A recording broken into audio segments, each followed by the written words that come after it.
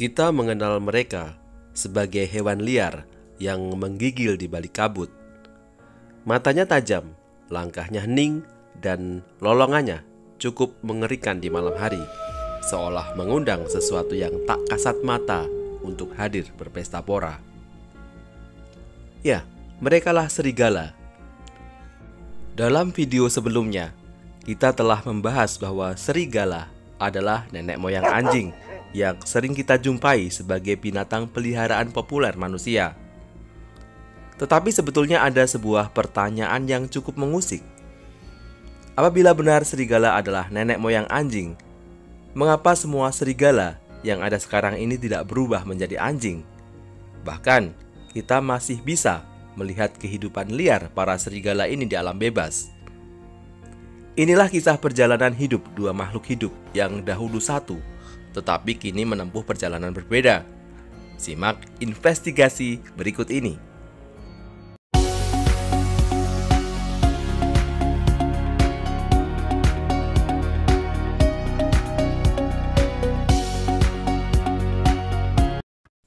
Dalam video sebelumnya, kita mengenal bahwa serigala purba adalah nenek moyang anjing yang telah mengalami domestikasi selama berpuluh tahun.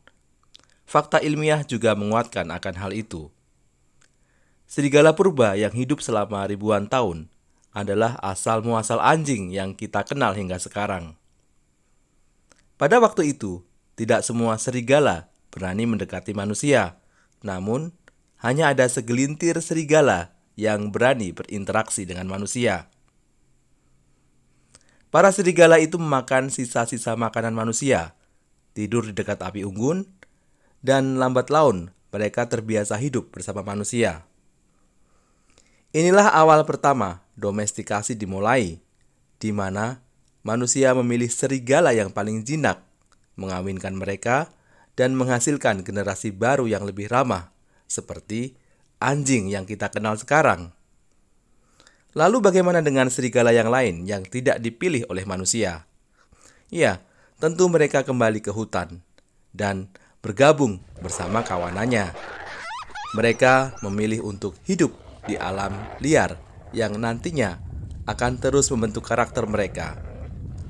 Mereka akan tetap mempertahankan insting alami mereka. Bagaimana cara mereka mempertahankan hidup di alam liar yang tidak ramah? Serigala-serigala di alam liar adalah makhluk sosial yang hidup dalam kawanan. Mereka juga dikenal sangat mandiri dan mereka hidup dalam kelompok yang disebut sebagai pack. Dalam sebuah pack biasanya dipimpin oleh sepasang serigala yang dominan yang disebut sebagai alpha male atau alpha female. Dalam sebuah kelompok, mereka akan hidup bersama dalam berburu sampai merawat anak bersama-sama. Mereka juga mempunyai struktur sosial yang sangat teratur. Perlu diketahui kawanan serigala mempunyai teknik berburu yang cerdas dan efektif. Serigala menggunakan berbagai teknik berburu yang terkoordinasi, memanfaatkan kecepatan, stamina, dan juga kerjasama tim. Mereka seringkali berburu dalam kelompok untuk menjatuhkan mangsa yang lebih besar, dan mereka dilahirkan dengan insting berburu yang sangat kuat dan efisien. Selain hebat dalam hal berburu, serigala, si hewan buas ini mempunyai sifat-sifat alami yang sangat mereka butuhkan untuk tetap bisa bertahan di alam liar. Berbeda dengan anjing yang sangat bersahabat dengan manusia, serigala justru sebaliknya. Mereka bersikap sangat waspada dan curiga terhadap kehadiran manusia. Bagi serigala, manusia bukanlah teman, tetapi lebih seperti ancaman yang bisa merugikan mereka kapan saja. Untuk itu mereka juga dikenal sebagai penjaga wilayah yang cukup ketat. Para serigala akan berjuang sebisa mungkin untuk mempertahankan wilayahnya. Satu sama lain akan berkoordinasi agar tercapai kerjasama yang sempurna. Para serigala menggunakan lolongan serta gestur tubuh dan aroma untuk berkomunikasi dengan serigala lainnya. Keterampilan-keterampilan dan sifat alami mereka ini mutlak mereka butuhkan sebagai makhluk yang bergantung pada kehidupan alam bebas. Lantas bagaimana dengan persebaran serigala ini? Di berbagai belahan dunia, sebenarnya kita dapat mengamati serigala.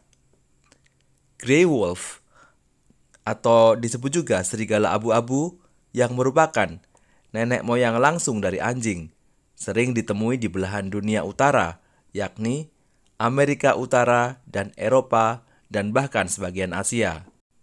Lalu kalau kita menjelajah ke Tenggara Amerika Serikat, di sana ada kawanan serigala merah atau red wolf yang sangat langka. Bahkan di alam liar diperkirakan hanya tersisa 20 ekor. Lalu kita mengenal pula Arctic wolf atau serigala kutub yang berbulu putih tebal. Mereka hidup di kutub yang mempunyai lingkungan ekstrim. Dan sebenarnya ada serigala lain yang tak kalah terancam punah, yakni Ethiopian wolf atau serigala yang tinggal di pegunungan Ethiopia. Jumlah serigala Ethiopia ini juga sangat sedikit, kurang dari 500 ekor. Sementara itu di Asia, tepatnya di India dan Pakistan, tinggal pula Indian wolf yang mempunyai ukuran lebih kecil daripada serigala abu-abu. Setiap serigala ini mempunyai adaptasi unik sesuai dengan ekosistem masing-masing. Dari padang rumput, gurun, hutan pinus, hingga kawasan tundra yang bersalju. Serigala-serigala itu mungkin akan tetap menjadi liar seumur hidupnya. Tak akan berubah lagi menjadi anjing seperti beberapa pendahulunya. Tidak semua serigala mempunyai sifat dasar yang cocok untuk dijinakan. Proses domestikasi yang terjadi selama ini jelas melalui campur tangan manusia, bukanlah proses evolusi alamiah biasa. Hanya serigala yang bersikap lebih tenang, lebih toleran, dan tentu saja tidak agresif, yang bisa melewati proses domestikasi tersebut. Serigala liar saat ini masih membawa sifat genetik murni yang masih sangat protektif dan independen. Mungkin bila suatu saat kalian memelihara serigala, mulai dari bayi hingga dewasa, mungkin saja serigala akan mulai terbiasa dengan manusia. Mungkin mereka tidak akan waspada atau curiga seperti serigala liar pada umumnya.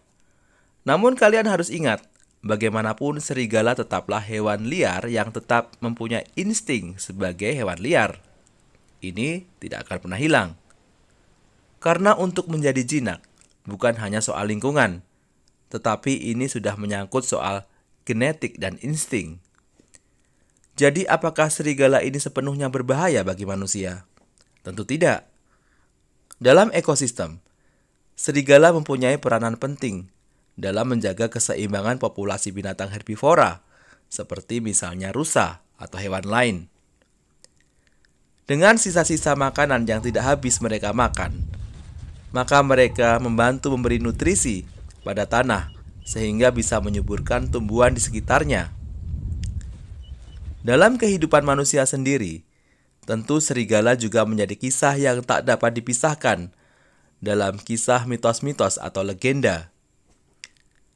Kehadiran atau lolongannya di malam hari mengundang cerita-cerita seram, cerita rakyat, mitologi, dan berbagai budaya di dunia seringkali memasukkan serigala sebagai bagian cerita mereka.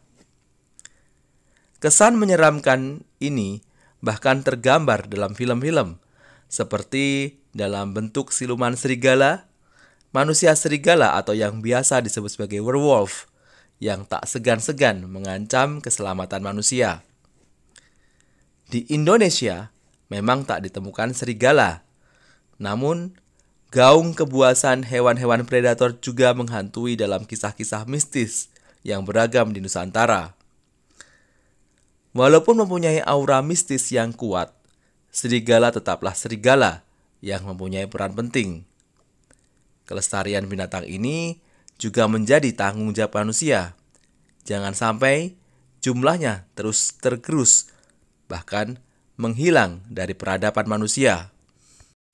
Dan pada akhirnya, serigala selalu mengingatkan kita pada anjing, karena bagaimanapun mereka mempunyai satu nenek moyang, tetapi menjalani kehidupan berbeda, bak tokoh protagonis dan tokoh antagonis dalam kehidupan. Yang satu memilih untuk hidup di alam liar, sedangkan satu lainnya memilih untuk hidup berdampingan sebagai sahabat manusia. Apapun itu, mereka telah mewarnai kehidupan manusia. Mereka mempunyai akar yang sama, yang tak terbantahkan. Ketika jalan hidup mereka berbeda, kita dapat belajar lagi dari dunia binatang bahwa kita bisa menjinakkan hati yang memang mau dan perlu dijinakkan. Namun, kita juga harus menghormati yang memilih untuk tetap liar. Karena di alam liar adalah tempat kebebasan sejati, dan pada akhirnya mereka akan berperan penting pada jalurnya masing-masing. Demikian tadi ulasan singkat mengenai serigala yang sampai sekarang pun tidak pernah menjadi anjing. Apabila video ini bermanfaat, silakan kalian like, comment, share, dan subscribe. Dan apabila kalian punya komentar atau tanggapan, silakan tuliskan saja di kolom komentar. Sekali lagi, thanks for watching and see you in the next video. Salam dan bye-bye.